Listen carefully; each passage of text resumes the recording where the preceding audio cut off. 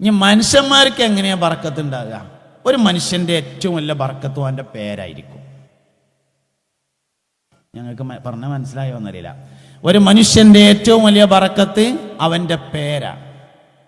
മക്കളിൽ ബർക്കത്തുണ്ടാവണോ? 5 കാര്യങ്ങളാണ് ചെയ്യേണ്ടത്. 1, ബർക്കത്തുള്ള പേരുണ്ടായിരിക്കണം. ഒരു മനുഷ്യൻ്റെ ഏറ്റവും വലിയ ബർക്കത്ത് പേരാണ്. എന്താ പേര്? മുഹമ്മദ്, അബൂബക്കർ, ഉമർ, ഉസ്മാൻ. ബദരീങ്ങളെ പേര് നമ്മൾ ഇപ്പോൾ ഇട്ടിട്ട് കഴിഞ്ഞിട്ടൊന്നും ഉണ്ടാവില്ല. ആകെ 313 ആളെ ഉള്ളു പറഞ്ഞിട്ട് കാര്യമില്ല. ഇപ്പോഴും വേണമെങ്കിൽ എൻ്റെ ഒരു സുഹൃത്തുണ്ടായിരുന്നു, KTK മുഹമ്മദ് ഇക്ബാൽ എന്ന് പറഞ്ഞിട്ട്. ഞങ്ങൾ ഇബാദിൻ്റെ ഒക്കെ സജീവ പ്രവർത്തകനായിരുന്നു. ഇക്ബാലിന് 3 ആൺകുട്ടികളാണ്. ഇക്ബാൽ മരണപ്പെട്ടു, അള്ളാഹു ഖബർ സ്വർഗാക്കി കൊടുക്കട്ടെ. നല്ല മനുഷ്യനായിരുന്നു. അപ്പോൾ ഇക്ബാലിന് കുട്ടികളുണ്ടായാലും സെബീനെ തുറന്നിട്ട് ബദരീങ്ങളെ പേര് നോക്കുക. എന്നിട്ട് പെണ്ണുങ്ങളോട് പറയും, ഇതിൽ നിന്ന് എനിക്ക് പറ്റിയ പേര് ഏകദേശം എടുത്തോന്ന് പറയും. അങ്ങനെ ബദരീങ്ങളെ പേരായിട്ട്. ബദരീങ്ങളെ പേര് നമ്മൾ ഇപ്പോൾ ഇട്ടിട്ട് കഴിഞ്ഞിട്ടൊന്നും ഉണ്ടാവില്ല. ബറക്കത്തുള്ള പേരാണ് ബറക്കത്തിൻ്റെ ഏറ്റവും പ്രധാനപ്പെട്ട അസ്ല്. അബൂബക്കർ സിദ്ദീഖ് റളിയല്ലാഹു അൻഹുവിൻ്റെ പേരായിക്കോട്ടെ എൻ്റെ കുട്ടിക്ക് എന്ന് കരുതിങ്ങാണ്ട് ഏതെങ്കിലും ഒരു വാപ്പ മകന് അബൂബക്കർ എന്ന് പേരിട്ടിട്ടുണ്ടെങ്കിൽ ഏറ്റവും ചുരുങ്ങിയത് ജോയിന്റ് സെക്രട്ടറി എങ്കിലും ആയിട്ടുണ്ടാവും എന്നതാണ്. പേര് വലിയൊരു ബറക്കത്താണ്. മുഹിയുദ്ദീൻ, അബൂബക്കർ, ഉമർ, ഹംസ. وبقيسهم وقتادة منعينه ردت بكف المصطفى الحسناء.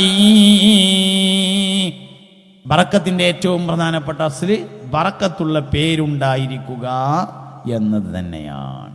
ഞാൻ കുറേ ആളുകളുടെ പേരിനെ കുറിച്ച് പഠിച്ചിട്ടുണ്ടായിരുന്നു. വേങ്ങരയിലുണ്ട് ഒരു കോയപ്പാപ്പ എന്ന് പറഞ്ഞിട്ട് ആൾ, നിങ്ങൾ കേട്ടിട്ടുണ്ടോ എന്നറിയില്ല. വേങ്ങര കോയപ്പാപ്പ. വേങ്ങര അങ്ങാടി തന്നെയാണ് മഹാനവറുകളുടെ ഖബറുള്ളത്. കോയപ്പാപ്പാൻ്റെ പേര് മുഹമ്മദ് എന്നാണ്. കോയപ്പാപ്പാൻ്റെ വാപ്പാൻ്റെ പേര് മുഹമ്മദ് എന്നാണ്. കോയപ്പാപ്പാൻ്റെ വല്ലിപ്പാൻ്റെ പേര് മുഹമ്മദ് എന്നാണ്. മുഹമ്മദിൻ്റെ മകൻ മുഹമ്മദിൻ്റെ മകൻ മുഹമ്മദ്. അതാണ് വേങ്ങര കോയപ്പാപ്പ. അപ്പോൾ ഒരു മനുഷ്യൻ്റെ ഏറ്റവും വലിയ ബറക്കത്ത് പേരാണ്.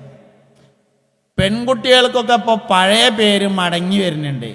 പക്ഷെ ഫാഷൻ്റെ പേരിലിട്ടാൽ ഫാഷനേ ഉണ്ടാവുള്ളൂ, ബറക്കത്ത് ഉണ്ടാവില്ല. ഫാത്തിമാബീൻ്റെ പേരാണ് എന്ന് കരുതിയിട്ടിട്ടാലേ ഫാത്തിമാബീൻ്റെ ഗുണം ഉണ്ടാവുള്ളൂ. ആയിഷാബീവിൻ്റെ പേരാണ് എന്ന് കരുതിയിട്ടാലേ ആയിഷാബീവിൻ്റെ ഗുണം ഉണ്ടാവുള്ളൂ. ഇപ്പോൾ പുതിയ ഫാഷൻ അതാണല്ലോ എന്ന് കരുതിങ്ങാണ്ടിട്ടാൽ ഫാഷൻ്റെ ഗുണം ഉണ്ടാവുള്ളൂ. അപ്പോൾ നിയ്യത്ത് വളരെ പ്രധാനമാണ്. അപ്പോൾ ഒരു മനുഷ്യൻ്റെ ബറക്കത്തിലെ ഏറ്റവും അടിസ്ഥാനം ആ മനുഷ്യൻ്റെ പേരാണ് ഒന്നാമത്തേത്. രണ്ടാമത്തേത് ഒരു മനുഷ്യൻ്റെ ഇൽമാണ് ബറക്കത്തിൻ്റെ അടിസ്ഥാനം. ദുആഉ ലം യുറദ്ദഹാ റബ്ബുനാ വഉദ്ദഉ ലിമൻ ഫീ ദീനിനാ വസാനി മൻ യതഅല്ലമു ലിൽ മാഖി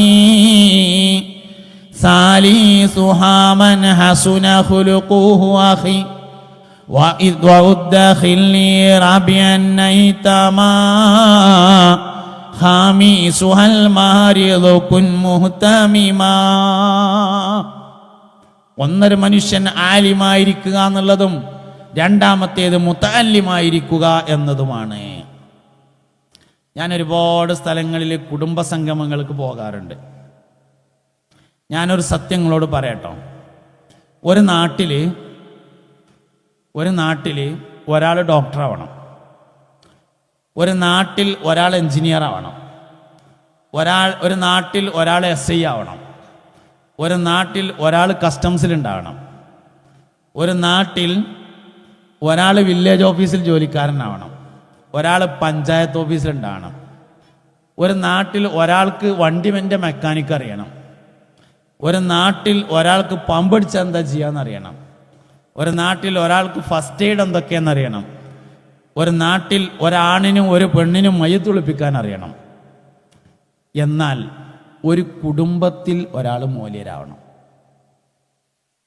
മറ്റൊക്കെ നാട്ടിൽ ഓരോന്ന് മതി, ഇത് നാട്ടിലൊന്ന് പോരാ, കുടുംബത്തിലൊന്ന് മൂല്യരുണ്ടാവണം.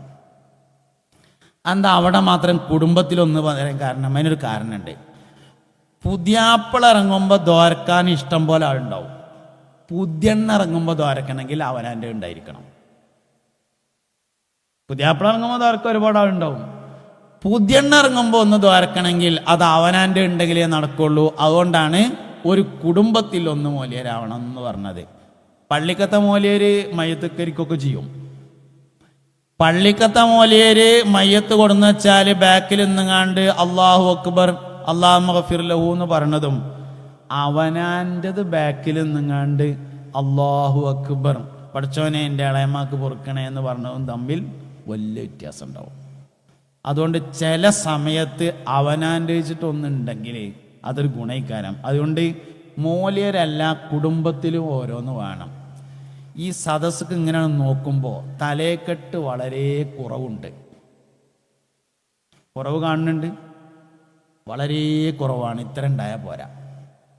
ഒരു കുടുംബത്തിൽ ഒന്ന് അതിന് പറ്റിയത് ആരാ നോക്കണം. ഒരു കുടുംബത്തിൽ ഒരാൾ ആലിമായിരിക്കണം. സൗകര്യമില്ല എന്നൊന്നും ഇന്നത്തെ കാലത്ത് പറയാൻ പറ്റില്ല. ഇഷ്ടം പോലെ സൗകര്യമുണ്ട്. ചുളി നീർന്ന ഒരു സദസ്സിൽ നീച്ചെന്ന് വർത്താനം പറയണമെങ്കിലേ മൂല്യമാർക്ക് കഴിയുള്ളൂ. അവരുണ്ടല്ലോ ഒരു കല്യാണ നിശ്ചയത്തിന് നീച്ചെന്നുകാണ്ട് ഒന്ന് ചുളിയിരുന്നുകാണ്ട് രണ്ട് വർത്താനാണ് പറയണമെങ്കിൽ അതിന് നല്ല പള്ളി ദർസിലോതി പഠിച്ച ആലിമീങ്ങൾക്കാണ് കഴിയുക. അതുകൊണ്ട് അതൊക്കെ നാട്ടിൽ ആവശ്യമുള്ള കാര്യമാണ്. ഒരു കുടുംബത്തിൽ ഒന്ന് ആലിമായിരിക്കണം.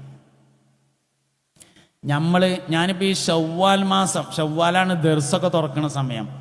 അപ്പോൾ ഷവ്വാലിൽ വയലറിയുമ്പോൾ സാധാരണഗതിയിൽ മുമ്പൊക്കെ പറയലുണ്ടായിരുന്നു, ഒന്നിനും പറ്റാത്തവരെങ്കിലും ഒന്ന് ഓതാൻ പറഞ്ഞേക്കണം നിങ്ങൾ എന്ന്. അതായത് നമ്മൾ ചില കാര്യങ്ങൾ ആദ്യം തീരുമാനിക്കേണ്ടതൊക്കെ അവസാനം തീരുമാനിക്കും. അങ്ങനെ ചില പരിപാടി ഉണ്ട് നമുക്ക്. ഒരു കുട്ടി നന്നായിട്ട് 10ാം ക്ലാസ്സൊക്കെ പഠിച്ച്, അള്ളാഹു നമ്മളൊക്കെ കുട്ടികൾക്ക് നല്ല വിജയം കൊടുക്കട്ടെ. 10ാം ക്ലാസ്സിൻ്റെയും +1-ൻ്റെയൊക്കെ പരീക്ഷ വരാൻ വേണ്ടി പോവുകയാണ്. കുറേ കുട്ടികൾ പരീക്ഷ എഴുതുന്നതാണ്. അള്ളാഹു എല്ലാവർക്കും നല്ല വിജയം പ്രദാനം ചെയ്യട്ടെ. എല്ലാവിധ പരീക്ഷകളെയും പരീക്ഷണങ്ങളെയും അതിജയിക്കാനുള്ള ത്വാഖത്തും തൗഫീഖും അള്ളാഹു നമ്മുടെ എല്ലാവരെയും മക്കൾക്കും നമുക്കും നൽകി അനുഗ്രഹിക്കട്ടെ. ആമീൻ. എല്ലാ ആവശ്യം കേട്ടോ, ഒന്നിനെതിരെ ആയതുകൊണ്ട് പറയല്ല, എല്ലാം ആവശ്യമാണ്, എല്ലാം ആവശ്യമാണ്. പക്ഷെ ആലിമീങ്ങൾ ആവശ്യമാണ്. നല്ല വിവരമുള്ള ആലിമീങ്ങൾ വളരെ അത്യാവശ്യമാണ്. അപ്പോൾ 10ാം ക്ലാസ്സിൽ നല്ല മാർക്കൊക്കെ കിട്ടിയാൽ സാധാരണഗതിയിൽ ഓനെ +2-ന് അയക്കണം. പറ്റുമെങ്കിൽ സയൻസിന് അയക്കണം, അത് പറ്റൂലെങ്കിൽ കൊമേഴ്സിന് അയക്കണം, അതിനും പറ്റൂലെങ്കിൽ ഹ്യൂമാനിറ്റീസിന് അയക്കണം. അതിനും പറ്റൂല എന്ന് വിചാരിക്കുക, അങ്ങനെ ഉണ്ടാവുമല്ലോ. അതായത് D+ ആണ്, കുറച്ച് B ഉണ്ട്, ലേശം C ഉണ്ട്, ഭൂരിഭാഗം D+ ഉണ്ട്. എന്താ കാട്ടുക, +2-നൊന്നും അയച്ചിട്ട് വലിയൊരു കാര്യം ഉണ്ടാവില്ല. എന്നാൽ പിന്നെ എന്താ കാട്ടുക, സൂപ്പർ മാർക്കറ്റിൽ നിർത്തിയാൽ ഉഷാറാവും. അപ്പോൾ പിന്നെ ഓനെ സൂപ്പർ മാർക്കറ്റിൽ നിർത്തണം. അടുത്തുള്ള സൂപ്പർ മാർക്കറ്റ് എവിടെ വെച്ചാൽ അവിടെ പോയി സംസാരിച്ചിട്ട് എൻ്റെ ചെറുക്കം ഇവിടെ നിന്നോട്ടെ, പഴിഞ്ഞിട്ടിയ കാര്യമല്ലോ എന്നൊക്കെ പറഞ്ഞിട്ട് അവിടെ കൊണ്ടുപോയി നിർത്തിയ ഒരു കുഴപ്പമുണ്ട്. എന്താ, ജൂനിയേഴ്സിന് ഏറ്റവും പ്രയാസമുള്ള ജോലിയാണ് എവിടെയാണെങ്കിലും കൊടുക്കുക. അത് സൂപ്പർ മാർക്കറ്റിലും അങ്ങനെ തന്നെ ഉണ്ടാവുള്ളൂ. പഞ്ചാര ചാക്കൊക്കെ ഏറ്റേണ്ടി വരും. അങ്ങനെയാണ്. പിടിച്ചു നിന്നാൽ ഉഷാറാവും. എന്നും പഞ്ചാര ചാക്ക് ഏറ്റേണ്ടി വരില്ല. പുതിയ ജൂനിയർ വരുന്നത് വരെയാണ് ഏറ്റേണ്ടി വരിക. ഉയർന്നു വരും. കുറച്ചിങ്ങനെ വലുതായാൽ മുതലാളി കൗണ്ടറിൽ നിർത്തും. ശേഷം കൂടി വലുതായാൽ പർച്ചേസിന് കൊണ്ടുപോകും. ബിസിനസ്സിൻ്റെ ഏറ്റവും വലിയ രഹസ്യം എന്ന് പറഞ്ഞാൽ വിൽക്കണോടത്തല്ല, വാങ്ങണോടത്താണ്. ലാഭത്തിൽ വാങ്ങിയാൽ ലാഭത്തിൽ വിൽക്കാം, നഷ്ടത്തിൽ വാങ്ങിയാൽ നഷ്ടത്തിലേ വിൽക്കാൻ കഴിയുള്ളൂ. അതുകൊണ്ട് ബിസിനസ് പഠിക്കുക എന്ന് പറഞ്ഞാൽ പർച്ചേസ് ചെയ്യാൻ പഠിക്കലാണ്. പക്ഷെ ആക്കത്തിനേ പഠിയുള്ളൂ. അങ്ങനെ പർച്ചേസ് ചെയ്യാൻ പഠിഞ്ഞാൽ കുറച്ച് കഴിഞ്ഞാൽ മുതലാളി തന്നെ പറയും, അപ്പുറത്തൊരു പുതിയ പീഡിയ റൂം ഉണ്ടാക്കുന്നുണ്ട്, പറ്റുമെങ്കിൽ അവിടെ ഒരു ബ്രാഞ്ച് ഇട്ടോ, ഞാനും കൂടി തരാറിയും. അങ്ങനെ മുതലാളിനെയും കൂട്ടിയിട്ട് പുതിയൊരു സൂപ്പർ മാർക്കറ്റ് തുടങ്ങാം. കുറേ കഴിഞ്ഞാൽ നല്ല നിലക്ക് മുതലാളിൻ്റെ വിഹിതമൊക്കെ കൊടുത്ത് അവസാനിപ്പിച്ചാൽ സ്വന്തമായി സൂപ്പർ മാർക്കറ്റിന് മുതലാളിയാവാൻ വേണ്ടി പറ്റും.